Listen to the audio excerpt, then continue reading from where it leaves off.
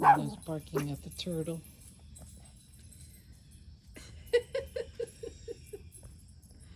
Nini, he's your friend, Nini. He's your friend. I'm gonna have to pick it up and move him again. Where'd he come from? Look, there's a hole down there. Looks like he was down there somewhere. Right, Mr. Turtle. Right.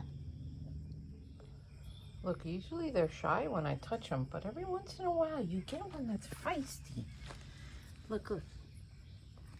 Come here. Come here. No, he's not scared of this one. Look, look. All right, just go hide down there.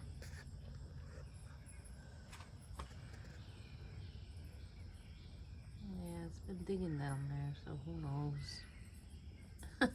So cute. Hey guys, welcome back. Today I'm gonna check on the European nightcrawler nursery, and I'm gonna harvest a few worms that I have to ship to Massachusetts. But right now I just want to check on these guys and see how they're doing. They're doing fine. What is this over here? Okay, there's an avocado. Look. It's an avocado because they're all living in it. I heard that joke somewhere. I don't even remember where. Sometimes I put things in here for them to eat, and then I forget what it is because, like, I put it in here weeks ago. Look at that Euro. He's nice looking. So, yeah. Oh, boy. I try to get them when they're breeding so you can see what they look like. Yeah, that's a breeding pair right there. Is it focused? I don't even know. Anyway, I put them back and I gently cover them so hopefully they won't separate. But every time I mix in here, I usually find several of them together. It's not just one. Years ago, I used to find one once in a while. But you know, when the ideal conditions in your bin are, well, ideal, they like it. So they're gonna be happier. Look at that. So we have some nice worms in here. They're coming along. And even though this is a nursery bin and I know there are cocoons in here and everything, I just like to give it a mix. It's good to get some air circulation in there. So yeah, it's a good thing. Air circulation. No air, oh my gosh, that will cause you so many problems. So see, I got adults in here, but then I have young ones also. So let me see. He's a young one. See, he's little. I don't really see a clitellum yet. Oh, there's two of them. Okay. Once I see the clitellum, then they can grow out to the grow out bins. But until then, they stay in here and just chill out and keep eating what I give them. So I've been getting a lot of questions lately and I love it. I absolutely love it. I read all your comments, every single comment. Even if I don't respond, I put a heart on it or a thumbs up or something, because I do read every single comment. Because I know that people are interested in worm farming, you know, for many reasons. For selling, for business-wise, and for controlling your food scraps. So I have another worm farmer. We're talking. His name is Damien. And we text on the phone back and forth. And he's building a several worm tower out of totes. And, you know, it's exciting to hear when someone is actually doing something like this or doing an experiment and, you know, trying something new. I think he's going to set up about 3,000 worms. I guarantee you he's got more than that. So that's exciting to hear. And I've been guiding him. So if you guys have questions, you know, just reach out. I do my best to answer them and give you tips along the way. You know, of course, not everything's perfect. I mean, I've made mistakes and I've killed worms along the way. I mean, I've been doing this a long time, so it does happen occasionally, but you just learn from it and just keep on going. You know, worm farming shouldn't be like, oh, a chore. Oh, I have to feed those worms. No. I know you guys know us worm people. We love doing this. We love our worms and we love working with them all the time. I love to see the little ones. The little ones are so cute. So anyway, I'm going to take you over there now. And we're going to pick out some worms. I'm going to send some worms to Massachusetts. And the person just wanted 100 of them. So I'm like, okay. So we're going to go do that. So I have a few European nightcrawlers in here. I'm going to start getting out. But I want to show you the bags I use. I know people have asked me. These are called no scratch bags. By the way, if you're wondering what this is, it's henna. And it, you know, henna tattoos, like the people from India. But anyway, I grew up in the Northeast, surrounded by all different cultures, and I just love them all.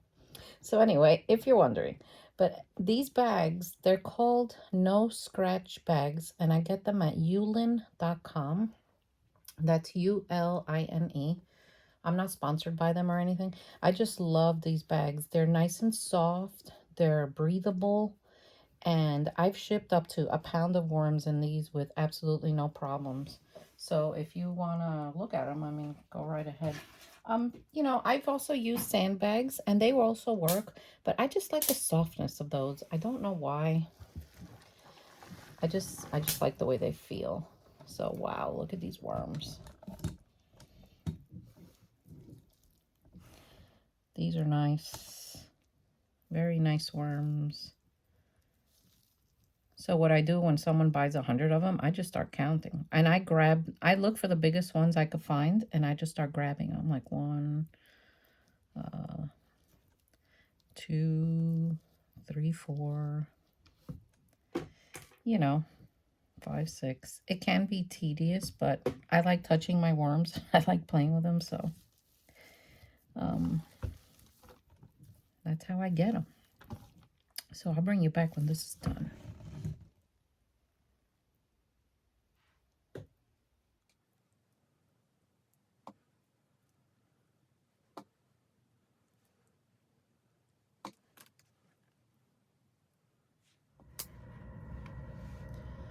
Some lucky person is getting this in Massachusetts. Look how gorgeous they are. Now, a little trick I learned from a worm farmer years ago is I'm going to pack these guys in peat moss. And he always said, and he's had 99% chance of survival when they arrive, is always ship them with a teeny bit of their bedding. I don't know why. Something about the microbes, he said. But I've been doing that for years, and it's worked fine for me. So they get a little bit of their bedding in there.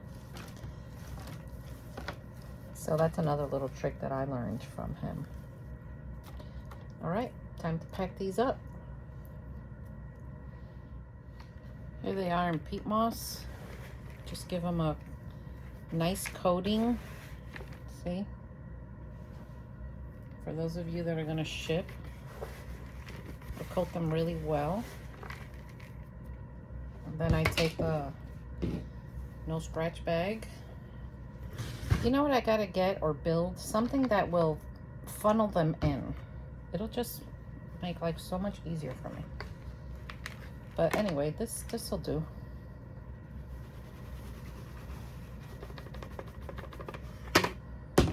There they are. So now, instead of tightening it all the way down here to where they're like massively tight, I give them a little space, see?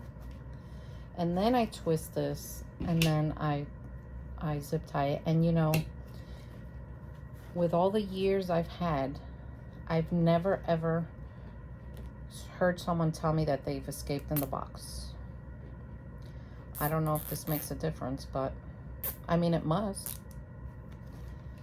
And there you go. So now I cut this off. I go to my computer, I print out the shipping label, I mark the box live worms, and I poke holes in it. Oh, by the way, I wanted to tell you this. This is another thing I found out. If you put those labels on your shipping boxes, especially the post office ones that say fragile, they're going to charge your customer an extra $15. Yeah, I did that, and luckily the customer wasn't charged, but the post office lady told me, and yeah, I don't want to do that. But I put the label fragile because I thought, well, they are fragile, you know, just to give them a little help. But no, if they're not willing to pay $15 extra for that label, I wouldn't do it. I just put a label that says live worms, and that way everyone's aware, and then they're good. So let me go wash my hands and go to my computer. So guys, this is my favorite box to ship worms in. It's a 7 by 7 by 6. And it's called a cubic by the post office. And what's good about these boxes is I have put up to 1 pound of worms in here, but this is not just a flat rate. This one goes by weight. So you end up saving money, because if I were to ship worms in the medium flat rate, you know, priority boxes, every one of those boxes is $14. This one, you know, it depends. Sometimes I pay $8.46, sometimes, you know, $9. It usually never goes above that. So shipping is not cheap, I'm telling you. It is unbelievable with the post office charges. But anyway, this is a good tip, and I know other worm farmers are using this tip, and I'm glad that I was able to show you all. And I discovered this by mistake because I ran out of priority boxes and I didn't know what to ship in, and I found this one. And I'm like, oh, wait a minute. So I was excited with the price. These are the labels I put on my boxes. I get these on Amazon. You could get them anywhere. And remember what I told you about the other label, the fragile one.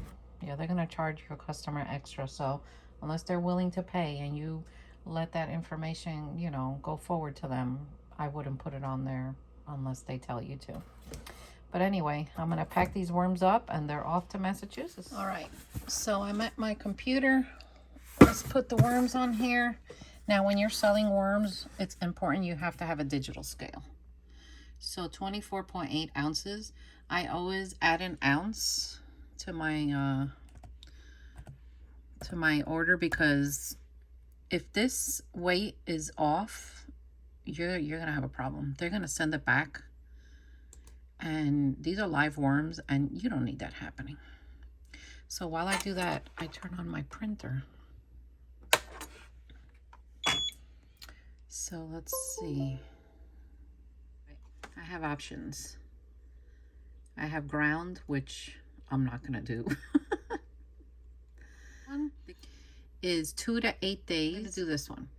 It's $8.88. And they'll get there in 1 to 3 days. And there's also $100 insurance, which, you know, I've never claimed anything from the post office. I heard that it's a giant pain in the butt. So I'm going to buy my label.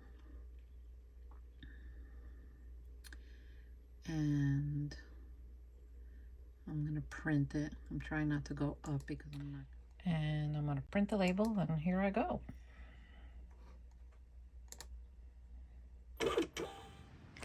So I'm out here taking a break. Nina and Olive are running around playing. I hope you learned something from this. Shipping worms it's not that difficult. You just have to watch a lot of little steps, like, you know, the shipping. Download on the United States Postal Service, download their price list and write it down nearby. Just keep things handy like that, because when you go to ship, knowing those things will just save you money in the long run and just keep everything easier for you. So anyway, I hope you learned something, and I'll see you next time. Take care.